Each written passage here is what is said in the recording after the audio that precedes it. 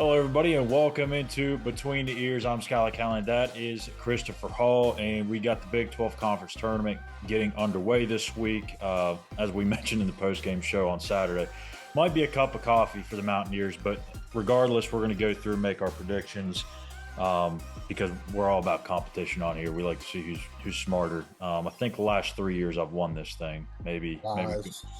You did no research on that whatsoever. No, I didn't, and so we'll just go and say I've won all six of these things. But just kidding. Anyways, let's go ahead and jump into it. Oklahoma State UCF is the first game getting underway, and it's been a very disappointing season, I think, for Oklahoma State. UCF, it's their first year in the league. I don't know what else you can expect. This is a coin flip for me, but I'm going to go Oklahoma State. Yeah, I'm going to Oklahoma State too. They've been awful all year, but they're accustomed to this tournament. UCF is new, so I'm just going to take Oklahoma State because yeah, it's a coin flip. Yeah. So we'll just stay in the top half of the bracket. So Oklahoma State, they'll take on BYU in the next round. This one is I think an intriguing game. Like BYU's pretty good for their first year in the Big 12, but I think Oklahoma State can give them a scare, but probably not much more than that. But I'm going to go with the Cougs.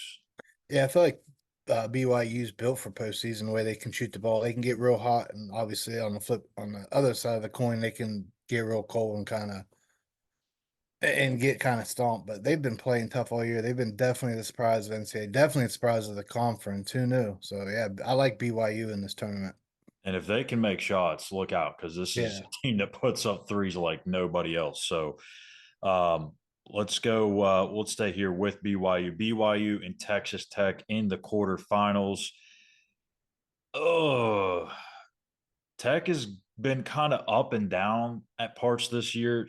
I'm going to go with the upset here. I think BYU catches a little fire. They make some shots from deep. I'm going to go with the Cougars again.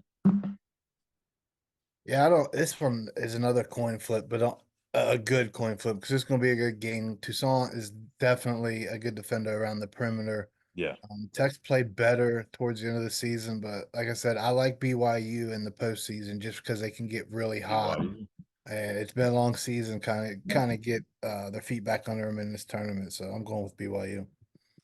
Moving to the other half of this top half of the bracket, Oklahoma and TCU.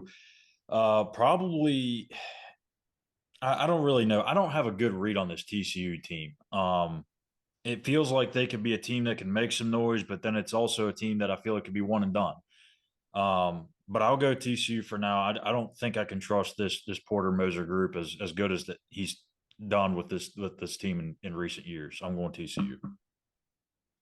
Yeah, this one's a bad matchup, really. TCU's really bad defensively. OU's had some injuries of late. Yeah, I mean, I really have no idea on this one. I'm going to take Oklahoma just because Okay. TCU, if they're not, if West Virginia definitely is the worst defensive team, TCU probably is the second. Like Yeah. Oklahoma State Yeah. definitely ranks up there, but TCU is really, really bad. They've been able to offensively. It's kind of crazy. Jamie Dixon's always been known for his defense. This may be his one of his better offensive teams that he's had, but it's the worst defensive team he's ever had. So it really is, like if they can play a little bit of defense, they lack size, but they may be able to do some damage. But I'm going to take Oklahoma on that. Well, I think we're probably going to agree on this next one. I think regardless, I have TCU, you have Oklahoma. That would put them in a matchup against Houston. And I'm sorry, no one's. I don't want to foreshadow here, but it's going to be tough to knock out Houston, who's one of the best defensive teams in the country. They can score it too, but defensively, they are a very stingy team. I mean, Houston may win this game by 20. Yeah, Houston. Don't even need to do a lot of analysis on it. No. Just go Houston. And in the last part here of this top half, so I've got Houston and BYU, as do you.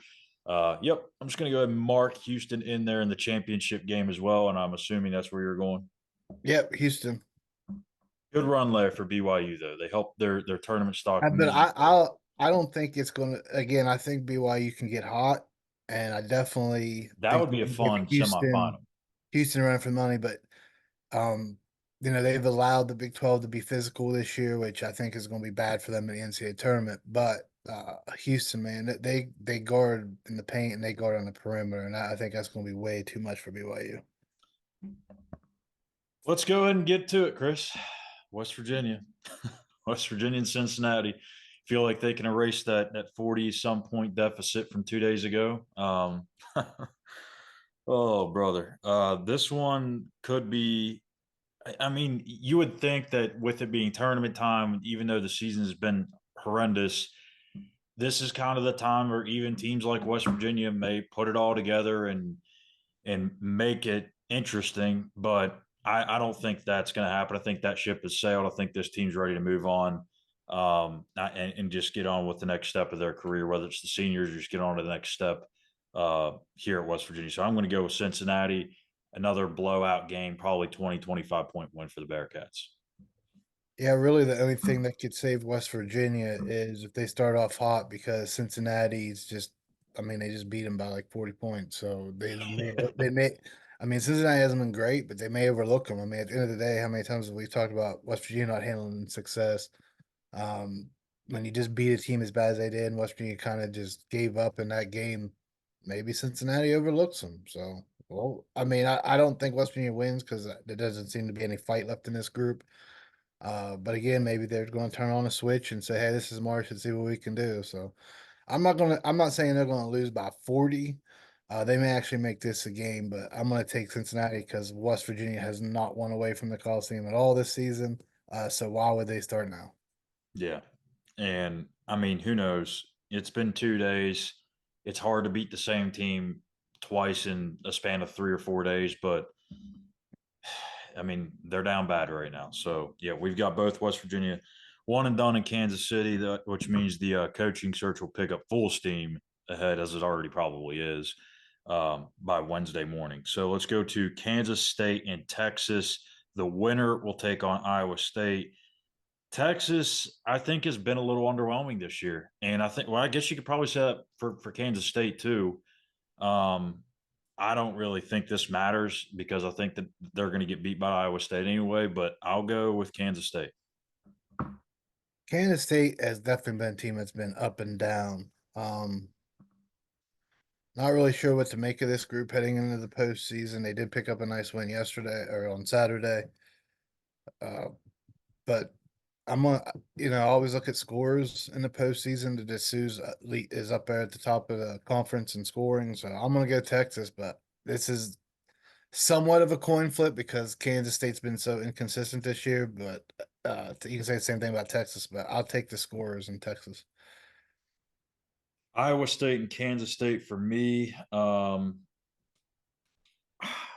Anytime you get to this time of the year, Kansas State's always a team to watch because of the crowd that they bring there in Kansas City.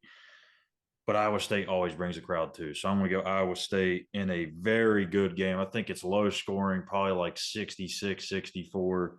Ugly, but good game to watch. Iowa State. You got Yeah, Iowa State, Texas. Iowa State, the Hilton South, as they like to call it. So I'm going with Iowa State. This team hasn't been talked about enough for being the 2 seed in the Big 12. So watch out for Iowa State. If there's anyone that's going to knock off Houston, could be Iowa State.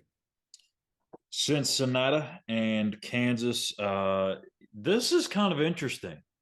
Um, I don't know that we can just write Kansas in anymore, at least this year's team.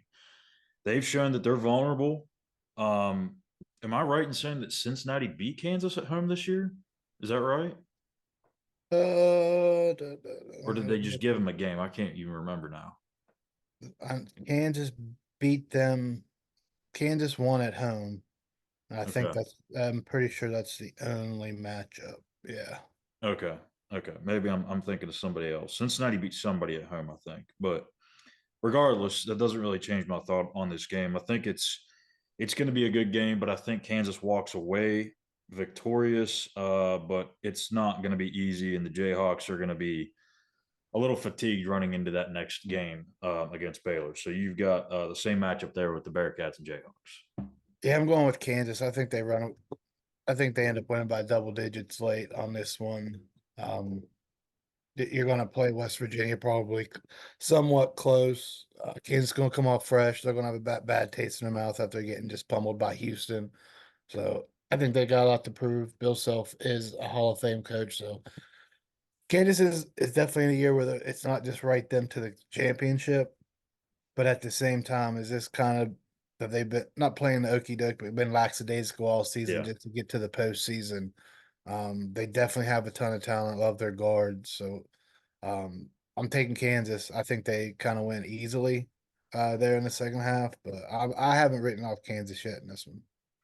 So we got Kansas and Iowa State in the semifinal, both of us. I'm actually going to, or excuse me, Kansas and Baylor in the quarterfinal. I'm going to go with Kansas here. I know it's kind of a weird pick, especially since I just said you can't really necessarily write Kansas in, but I don't know. Baylor's a weird team. They're good, but they're not a team that I feel like can just break away from a team like Kansas, even though they have a short rotation. I mean, I think Kansas really only plays 6 or 7 guys, but I'm going to trust in Bill Self to get the job done. Again, that crowd, it means a lot there. So I'm going to go with Kansas springing the quote unquote upset over Baylor. And you've got the same as well. Yeah, Baylor's been good all year, but when they've been bad, they've been kind of bad. Um, Going with the home team, quote unquote, they're only like 45 minutes away, so I'm gonna take Jayhawks again. I think that they kind of flipped the switch here in March. They've been tremendous in this tournament. Again, Bill Self didn't go anywhere, so Yeah. uh, I'm gonna take the Jayhawks over the Bears. All that to say, I'm going with Iowa State over Kansas in the semifinal. I think again, Kansas is a team that I think they've got the talent to make a little bit of noise here, but I don't know if they can string together that many wins to get to the championship game. I think at some point you're going to see them be that vulnerable team that they've been numerous times this year. Iowa State's a tough team to play. They're going to keep it low scoring. I think they can play more to their tempo, and Iowa State gets a date in the championship with Houston. I'm going with Kansas Okay, again. making that Again, run.